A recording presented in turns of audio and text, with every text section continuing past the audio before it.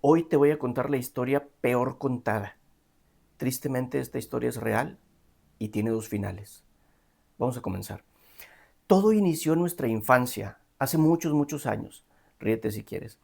Nosotros éramos niños de clase media baja, crecimos en una colonia en desarrollo, en una colonia humilde. Lo que hoy es una avenida muy, muy grande y muy ancha, en aquel entonces no eran calles pavimentadas. Todo eso era monte. Entonces había mucho dónde jugar, dónde correr, dónde esconderte. ¿A qué jugábamos en aquel entonces? A las carreritas, a la pelota, mm, trepábamos árboles, caminábamos por encima de las bardas, jugábamos en el arroyo, había un arroyo, todavía existe ese arroyo ahí. Éramos muchos niños, pero éramos un grupo muy unido. Éramos lo que se puede llamar una tribu. Y entre todos esos niños había un niño que a mí me llamaba mucho la atención porque ese niño tenía una hermanita que era 3 o 4 años menor que él. Su comportamiento hacia esa niña era muy característico, era muy peculiar. Él la cuidaba mucho, la protegía mucho, la consentía mucho, se pudiera decir que era muy paternal con ella. Y quiero recalcar la palabra paternal. La cuidaba bastante, la consentía mucho. En ese entonces nosotros teníamos la cultura que nos enseñaban las abuelas, porque en aquellas familias todavía crecíamos con nuestras abuelitas mientras nuestros padres trabajaban. Entonces teníamos una cultura de mucho compartir. Todo lo que nosotros teníamos, dígase comida, juguetes, lo que nosotros teníamos era muy compartido con nuestros amigos. Entonces, siempre que nosotros le dábamos a ese niño un dulce, un chicle, una paleta, la guardaba para dársela a su hermanita. La consentía mucho, la quería bastante, pero me llamaba mucho la atención ese comportamiento. Entonces, como éramos un grupo muy integrado, que nos conocíamos bastante, yo observaba mucho a todos mis amiguitos y a cada uno de ellos lo identificaba con una característica. Entonces, para mí, aquel era el que se comía las uñas, aquel el que se orinaba en la cama, aquel era el hijo del policía, el hijo del paletero, y este niño era el niño que no tenía papá. Con el tiempo, y hoy que lo veo para atrás, algunas cosas toman sentido en el comportamiento de este niño. En aquel entonces era una simple característica, pues era el niño que no tenía papá. Todos los demás teníamos a nuestros dos padres, pero, pero este niño era muy particular su forma de comportarse. Y, y aquí quiero hacer una pausa en la historia, porque si tú te identificas con este niño, estarás de acuerdo en que hay cosas que los hombres en esta situación nunca dicen, y es: crecí sin padre. Los hombres, cuando se encuentran en esta situación, no hacen este tipo de declaraciones. Ellos no saben cómo debo ser, cómo debo comportarme, cómo debo amar, cómo debo proteger a mi familia, cómo debo poner límites, cómo debo controlar mi carácter. Son cosas que ellos no vieron. Y cuando tocas el tema con ellos dicen: es que nadie me enseñó. ¿Y qué, y qué haces? ¿Qué haces en ese momento? ¿Qué hace ese niño? Sentirse diferente, adoptan modelos externos, prototipos de hombre. ¿Cuáles eran los modelos a imitar en aquel entonces para nosotros? Pues los superhéroes que veíamos en la tele: Bruce Willis, Sylvester Stallone, Arnold muchas letras. Era lo que teníamos a la mano y era el ideal de hombre para nosotros ser de grande.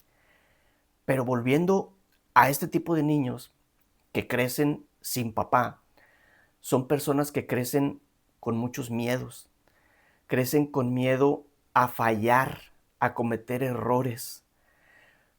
Y eso me lleva a una frase: cuando tú creces sin padre, no te hace falta una persona, te hace falta un modelo a seguir, un prototipo de hombre.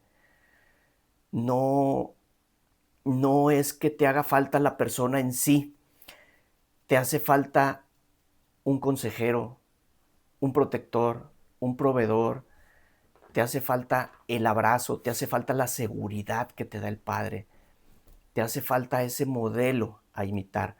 Pero bueno, vamos a volver a la historia. Este niño creció con todo este tipo de características, con miedos, con enojo, con esa necesidad de probarle algo a los demás y de probarse algo a sí mismo. Creció con miedo a cometer errores, creció con miedo al abandono y con miedo a abandonar a su familia y a los demás. Este niño, después con el tiempo, me di cuenta que íbamos creciendo y él se volvía muy celoso con su mamá. Cuando su hermanita llegó a la adolescencia, se convirtió en una persona muy celosa también con ella. Hoy pienso que las estaba protegiendo de alguna manera, pero, pero estoy seguro de que él no sabía en sus adentros si él estaba construyendo su propia vida o lo que él hacía era nada más una respuesta al abandono que él estaba, al abandono que él estaba viviendo. Transcurrió la vida, crecimos, terminamos la primaria, pasamos a la secundaria. A algunos nos tocó en una secundaria y a otros en otra porque había dos secundarias ahí en la región. Empezó la separación y cuando pasamos de la secundaria a la preparatoria, el primero del grupo se fue de la colonia. Su familia se fue de ahí, vendió la casa y se fueron a otra casa a no sé dónde. Recuerdo que cuando se despidió de nosotros nos pusimos muy tristes todos, fue como si ese grupo tan fuerte se estuviera despedazando y se estaba yendo uno de nuestros amigos se estaba yendo. Nos hicimos los juramentos que se hacen todos los amigos en estas circunstancias.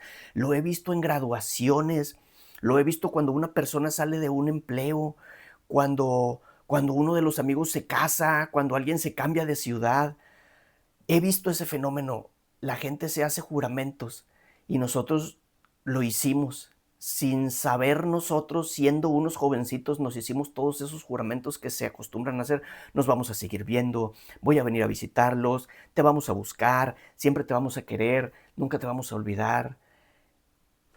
Y cuando se fue el primero, se fue el segundo, y luego el tercero, y se casó otro, y a otro en su trabajo lo mandaron a vivir fuera, y se deshizo la tribu por completo.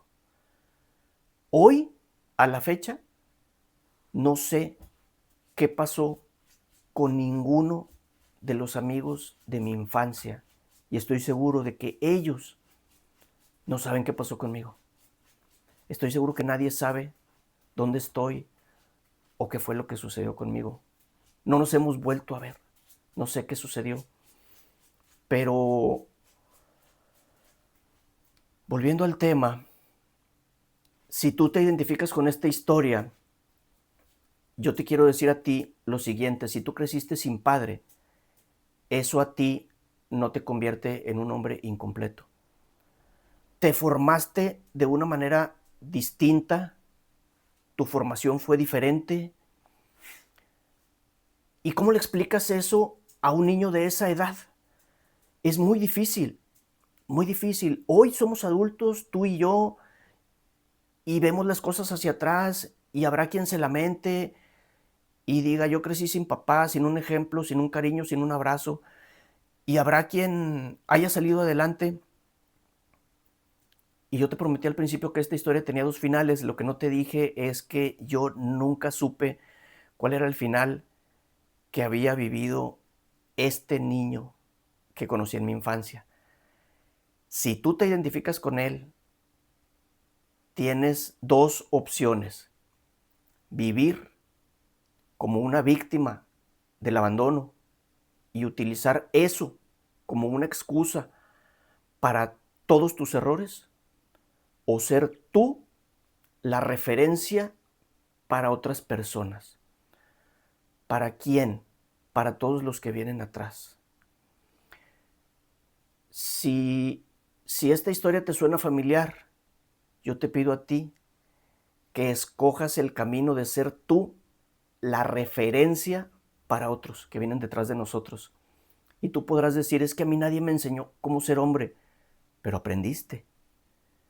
Nadie te enseñó, pero te las arreglaste. Aprendiste a observar, a elegir, a romper patrones. No eres perfecto, pero eres perfectible. Eres una persona que puede mejorar. Mírate ahora, eres un buen hombre, eres un buen tipo, eres buen amigo, eres buen empleado, eres buen profesionista, eres buen novio, eres buen esposo, eres buen hijo, eres buen hermano. Eres una persona honesta, saliste adelante, tienes valores. ¿No te gustaría que otros que vienen atrás batallaran menos para lograr ser lo que tú eres hoy? Es responsabilidad de nosotros enseñar a los que vienen detrás. ¿A quién? A tus hijos, a tus sobrinos, a los hijos de tus amigos, a los niños, a los jovencitos, a esos compañeros nuevos en tu trabajo.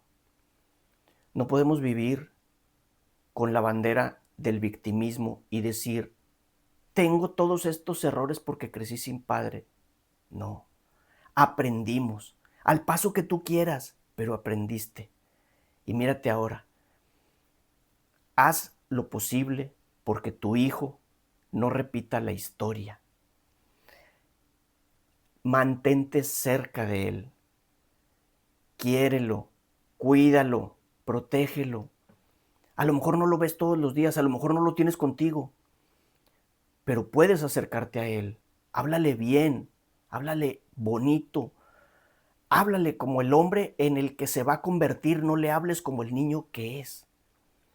Enséñale con tu ejemplo a ser honesto, a ser un buen estudiante, a ser un buen profesionista, a ser un buen hombre, a ser un buen ciudadano, porque tarde o temprano se lo vas a entregar a la sociedad. ¿Y qué le vas a entregar a la sociedad? ¿Y qué cuentas le vas a dar a la sociedad de ese ciudadano que le estás entregando? Ese niño va a ser el reflejo de lo que tú le muestres. Piénsalo y actúa. No eres el único, no estás solo y no estás roto. Estás en reconstrucción. Te mando un fuerte abrazo.